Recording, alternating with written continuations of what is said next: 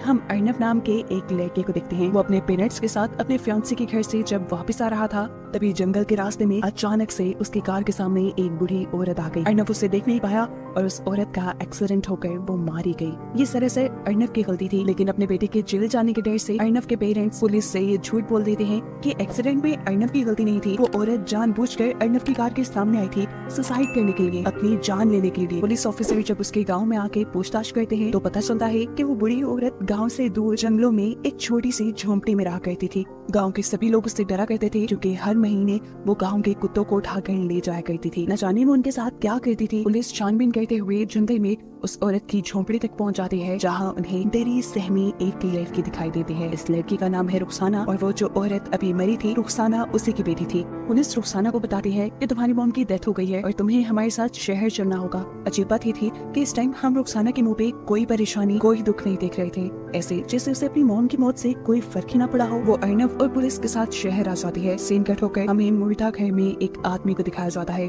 वो जब पोस्टमार्टम के बाद इस बुढ़ी औरत को दफन कर रहा था तो तब उसे उस औरत के हाथ पे एक अजीबोगरीब निशान नजर आता है। जिस निशान को देखते ही वो डर गया। उसने फौरन बांग्लादेश में एक आदमी को कॉल मिलाई जिसका नाम था प्रोफेसर कासिम अली। यह आदमी कासिम अली को बताता है कि उसने एक मरी हुई औरत के हाथ पे औलाद चक्र का निशान देखा है। ये बात सुनते ही कहानी एकदम से फ्लैशबैक में चली जाती है और हमें कासिम अली के पुराने दिन दिखाए जाते हैं जब कासिम अली क़यामत आंदोलन नामी एक मुहिम का हिस्सा थे। इस मुहिम के दौरान कासिम अली हर उस औरत को मार दिया करते थे जिसके हाथ पे औलाद चक्र का निशान होता था। ऐसे ही एक दिन जब कासिम अली एक औरत को मारने लगते हैं तो वो औरत कासिम अली की आंख में अगरबत्ती घुसाकर वहाँ से भाग जाती है। उस वक्त वो औरत प्रेग्नेंट थी। इस सारी कहानी को बताने का मकसद ये है कि वो औरत जिसे अभी मारा गया वो कोई और नहीं बल्कि वही औरत थी जो कासिम अली की आंख पर हमला करके भाग गई थी, जिसका पता अब कई सालों बाद कासिम अली को चला था। यहाँ प्रेजेंट टाइम में हम देखते हैं कि जब रुखसाना पुलिस से बात कर रही थी तो वो काफी डिस्टर्ब थी। उसने पुलिस से कहा कि उसे अगरबत्ती से डर लगता है। इन सारी चीजों के दौरान हम देखते हैं कि वो आदमी जिसने कासिम अली को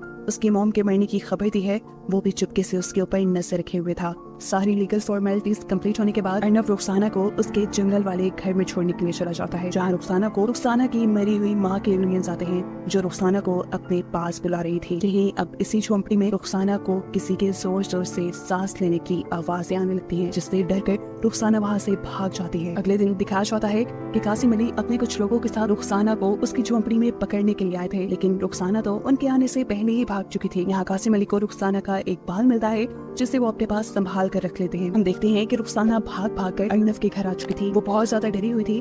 उसने काफी सारा टाइम अर्नव के बेड के नीचे गुजारा। एकदम से अर्नव की भी नजर उसके ऊपर पड़ जाती है और अर्नव उसे यहाँ देखकर परेशान हो जाता है। उससे पूछता है तुम यहाँ कैसे आई, जिसके जवाब में रुखसाना कहती है कि कुछ बुरे लोग उसके पीछे पड़े हुए थे जिनसे जान बचाकर उसे भागकर यहाँ आना पड़ा। रुखसाना बताती है मैं उनमें से किसी आदमी को नहीं जानती थी सिवाय एक के। उस आदमी को मैंने अपने बचपन में देखा था। बचपन में भी वो मुझे मारने आया था और मुझे लगता है कि अब भी वो मुझे मारने ही आया है। उसकी मेरे साथ क्या दुश्मनी है मैं ये नहीं जानती। इस आदमी की हमें समझ आ ही गई थी कि वो और कोई नहीं बल्कि प्रोफेसर कासिम अली थे। अब क्योंकि मूवी के आगे बढ़ने से पहले चैनल को सब्सक्राइब करें। रुखसाना जंगल से यहाँ तक भाग कर आई थी, वो भी नंगे पाँव। इसी वजह से उसके पाँव बुरी तरह जख्मी थे, जिस पर लगाने के लिए अर्नव उसे एक ट्यूब देता है। वो उसे एक रात अपने घर रुकने की इजाजत दे देता है क्योंकि इस टाइम एक अकेली लड़की का बाहर जाना खतरनाक साबित हो सकता था। लेकिन वो रुखसाना से कहता है कि सुबह होते ही मैं तुम्हें शेल्टर होम छोड़ाऊंगा। सुबह होते ही वो रुखसाना को लेकर शेल्टर होम की तरफ निकल जाता है, लेकिन शेल्टर होम की हालत बहुत बुरी थी। उसमें किसी इंसान का रहना नामुमकिन था। इसीलिए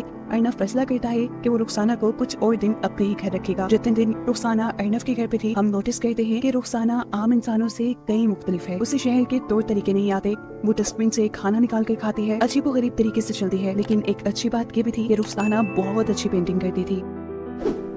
उसके पास हर टाइम एक नेल कटर होता था जिससे हर रोज वो अपने नेल काटा करती थी क्योंकि रोज उसके नेल आम इंसानों से कहीं ज्यादा बढ़ जाया करते थे। अर्नव इस चीज से परेशान एक दिन उसका नेल कटर छुपा लेता है और अपने नेल काटने के लिए रुखसाना छुरी का इस्तेमाल करती है, जिसकी वजह से उसके पाँव बुरी तरह जख्मी हो जाते हैं। इसके अलावा अब अर्नव के घर में कुछ अजीबोगरीब चीजें भी होने लगी थी। जैसे ही अर्नव ऑफिस के लिए निकलता था, अर्नव के घर से कुछ अजीबोगरीब आवाजें सुनाई देती थी। जिन आवाजों के बाद रुखसाना का भी चेहरा बदल जाया करता था, उसका चेहरा डरावना हो जाता था। ऐसे ही एक रात में रुखसाना को बहुत जोर से पेट में दर्द होता है। यहाँ अर्नब उसके पास उसकी मदद के लिए आता है, लेकिन वो अर्नब को भी अपने से दूर कर देती है। उसके बाद आधी रात में जब अर्नब सोने के लिए चला गया तो तब हमने देखा कि रुखसाना ने टेरेस में जाकर बिल्डिंग से जंप कर दी, लेकिन इस सब के बावजूद वो मरी नहीं। वो तो जिंदा सलामत ऐसे नीचे थी जैसे कुछ हुआ ही ना हो। और इस बात से हमें मालूम हुआ कि वो कोई आम इंसान नहीं बल्कि एक ऐसे क्रिएचर है जिसके बारे में शायद हम नहीं जानते। वो यहाँ नीचे जाकर सोसाइटी के डॉग के ऊपर हमला कर देती है और बुरे तरीके से किसी वैम्पायर की तरह उसका खून चूसते हुए उसे मार देती है। सिंकट होकर हमें कासिम अली को दिखाया जाता है, जो एक बंधी हुई औरत के पास आई है। कासिम अली ने उसे काफी साल से अपनी कैद में रखा हुआ था। कासिम अली के सामने आते ही इस औरत का चेहरा बिगड़ जाता है, इतना खराब हो जाता है कि देखने के काबिल नहीं रहता, ऐसे जैसे वो कोई भूत हो। कासिम अली इस औरत को एक लड़की का बाल देते हैं और कहते हैं सूंघ के बताओ कि ये अब कहाँ है। ये रुखसाना का बाल था, जिससे सूंघकर वो औरत प्रोफेसर से कहती है ये तुम्हारे हाथ नहीं लगेगी, उस पे बाहर आई है, अगर तुम फिर भी अपनी कोशिश करना चाहो तो कर लो। ये औरत उसे अर्नब का पता दे देती है, जिसके घर पे आजकल रुखसाना थी। अगले ही दिन प्रोफेसर अपने एक असिस्टेंट के साथ अर्नब की सोसाइटी में पहुंच जाते हैं। वो अर्नब को रोककर बताते हैं कि तुम्हारे घर पे जो लड़की है वो इंसान नहीं है, वो एक इफरत की यानी एक डेविल की बेटी है। सिर्फ यही नहीं, प्रोफेसर अर्नब को ये भी बताते हैं कि वो लड़की तुम्हारे साथ जरूर इंटीमेट होकर बच्चे पैदा करने की कोशिश करेगी ताकि वो अपनी नस्ल को आगे बढ़ा पाए, लेकिन तुम्हें एहतियात करनी होगी। अर्नब, जिसे इन बातों पे बिल्कुल यकीन नहीं था, वो प्रोफेसर को सिक्योरिटी से कहकर बाहर निकलवा देता है, लेकिन फिर भी ये लोग अर्नब का पीछा नहीं छोड़ते। वो मुर्दा घर वाला आदमी अर्नब का कॉन्टिन्यूस पीछा करने लग जाता है, जिस बात का अर्नब को भी अंदाजा था। इसीलिए उन दोनों के दरमियान में लड़ाई हो जाती है और इस लड़ाई के नतीजे में अर्नब का सर फट जाता है। वो जब घर आया तो रुखसाना उसे देखकर परेशान हो गई। अर्नब ने सारी सच्चाई रुखसाना को बताई कि किस तरह एक प्रोफेसर से मिला था और उसने उसे ऐसी बातें कही हैं। अर्नब रुखसाना को ये भी बता देता है कि उसका सर मुर्दा घर वाले आदमी ने फाड़ा है।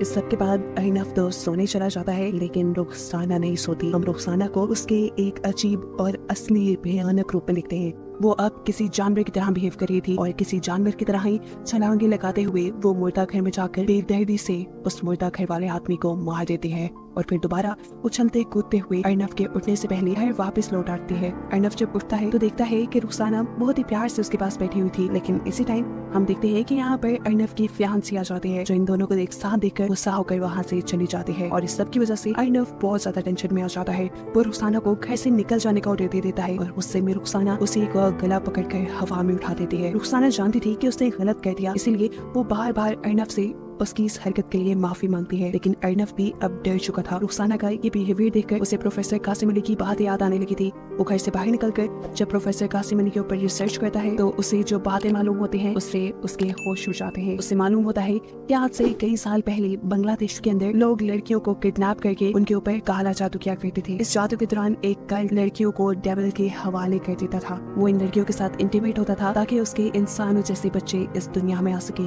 जो लड़कियां इफरत के साथ इंटीमेट हो जाती थी उनके हाथ पे औलाद चक्र का निशान बना दिया जाता था, जैसा रुखसाना की मोम के हाथ पे था।